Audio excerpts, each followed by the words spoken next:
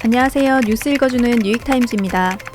레슬링 선수들끼리 주먹질 안 하기로 합의했어도 심판이 주먹질을 해도 된다고 했으면 이미 룰이 바뀐 겁니다.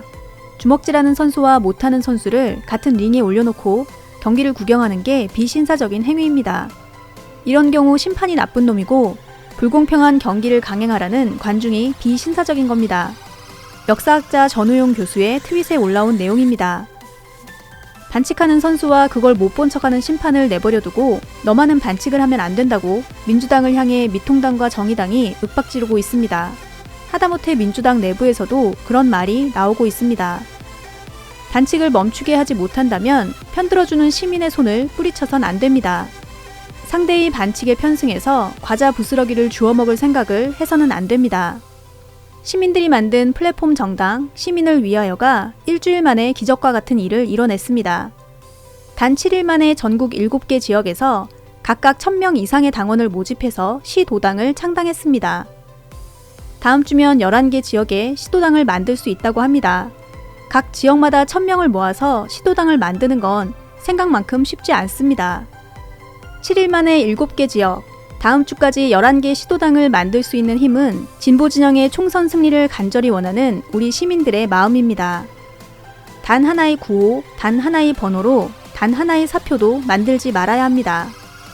오늘은 민주당의 비례연합정당 참여 여부와 문재인 정부의 올바른 선택으로 코로나 바이러스도 관리하고 중국과의 관계도 진전됐다는 말씀을 드리려고 합니다. 중국과 한국을 정치적으로 이용한 아베 정권의 미래가 곧 미통당의 미래를 보여주게 될 겁니다. 미통당이 정권을 잡았다면 했을 법한 짓을 아베가 그대로 하고 있기 때문입니다.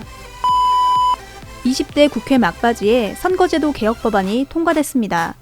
당시엔 개혁인 줄 알았더니 구멍이 숭숭 뚫린 개학 법안이 되게 생겼습니다.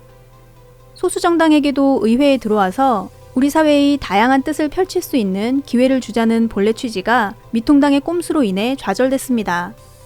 위성정당을 만들어서 선거제도 개혁이 잘못됐다는 걸 직접 보여주겠다고 선언하며 미통당이 비례위성정당을 만들었습니다.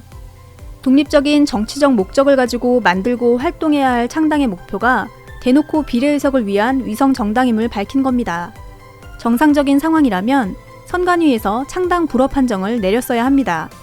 하지만 현재의 선관위는 박근혜 정부 당시 만들어진 것이나 다름없는 기관으로 공정한 선거 관리라는 제 역할을 팽개친 지 오래입니다.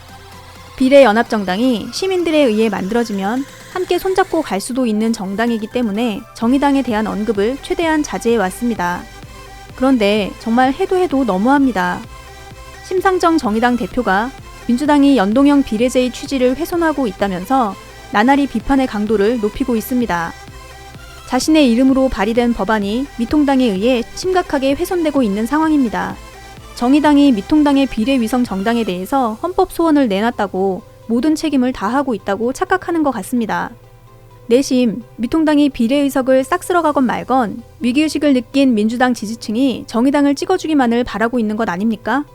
그래서 미통당이 제1당이 되건 말건 정의당 의석을 늘릴 수 있다는 얄팍한 계산을 하고 있는 건 아닌지 스스로의 행보를 다시 한번 돌아보기 바랍니다. 요즘 정의당 하는 걸 지켜보자면 민주당과 미통당이 비슷한 의석을 차지하게 만들어서 국회 안에서 둘이 피터지게 싸우는 와중에 정의당의 발언권을 높이려는 수작이 아닌지 의심스러울 지경입니다. 민주당의 양손을 묶어놓고 미통당이 주먹질, 발길질을 하고 있습니다. 경기를 공정하게 이끌어야 할 심판도 그 상황을 못 본 척하고 있습니다. 거기에 정의당까지 나서서 죄를 뿌려댑니다. 사방이 적인 상황에서 민주당과 문재인 대통령을 지지하는 사람들은 똘똘 뭉쳐야 합니다. 이낙연 전 총리의 말대로 비난은 잠시지만 책임은 4년간 이어집니다. 상대가 반칙을 하는데 그 반칙을 꺾지 못하고 그대로 당하고 있는 건 선비 노릇이 아닌 바보짓입니다. 민주당이 최고위에서 결정한 전당원 투표를 잠시 보류하고 의원총회를 열었습니다. 일부 의원들의 반발로 이루어진 이번 의원총회에서 결국 전당원 투표를 통해 비례연합에 참여할지 여부를 가리기로 했습니다. 그에 앞서 민주당의 이근영 전략기획원장이 진보진영이 비례연합정당에 참여하지 않을 경우 미통당의 10석 정도 뒤질 수 있다는 예측 결과를 내놨습니다. 지금 당장 미통당이 만든 비례위성정당을 해산시킬 수 없다면 당연히 민주당도 비례연합정당에 참여해야 합니다. 정의당이 자기가 앉을 수도 있는 자리에 재를 뿌리며 협상력을 높이려고 하고 있습니다. 민주당 박빙 지역구에 정의당 후보를 내겠다는 주장도 서슴지 않습니다. 총선은 지역구와 비례의석을 모두 생각해야 합니다. 함께 망하는 길을 생각하기 전에 함께 살아날 길을 찾아야 합니다. 정의당은 더는 재를 뿌리지 말고 진지한 자세로 시민들이 만든 자리에 대해 고민해야 한다고 생각합니다. 민주당이 선거제도 개혁의 취지를 훼손한다면 중도층이 등을 돌릴 수도 있다는 걱정이 많습니다. 선거제 개혁의 취지를 훼손하고 있는 건 민주당이 아니라 미통당입니다. 걔네는 원래 그런 애들이니까 하면서 언제까지 미통당은 무슨 짓을 하더라도 용서해 주겠다는 건지 모르겠습니다. 민주당이 눈 뻔히 뜨고 미통당의 반칙에 당해주면 중도에서 그래 너 참 정의롭구나 하고 높게 쳐줄까요? 지 밥그릇 하나 못 챙기는 덜 떨어진 정당이라고 생각할 겁니다. 미통당의 꼼수 하나 제대로 당해내지 못하는 집권 여당에게 중도층은 더 큰 실망을 느끼게 될 거라고 생각합니다. 일단 최고위원회와 의총을 거치고 전당원 투표로 비례연합에 참여하는 것이 결정나면 형식적인 모양은 모두 만들어집니다. 이번 주말까지 비례연합 참여 여부와 어느 당과 함께할 것인지에 대해서 결정하고 다음 주부터는 선거운동에 화력을 집중해야 총선에서 이길 수 있습니다. 정치적 유불리를 따지지 않고 진심을 다하면 외교에서도 그 마음이 통한다는 걸 문재인 정부가 보여주고 있습니다. 중국에서 N95 마스크 10만 장, 의료용 마스크 100만 장, 의료용 방호복 1만 벌을 지원한다고 합니다. 그리고 중국에서 1차 물량 500만 장 정도의 마스크 수출도 진행합니다. 주한 중국 대사관에 따르면 중국 정부는 허난성, 산둥성 등 10개 성과 시에서 한국 수출용 마스크를 조달하기로 결정했습니다. 마스크 수요가 중국 내에서도 넉넉하지 않지만 한국과의 특별 관계와 그간 한국 정부가 지원한 내용 등을 감안해서 수출을 허가했다고 외교부 고위 당직자가 설명했습니다.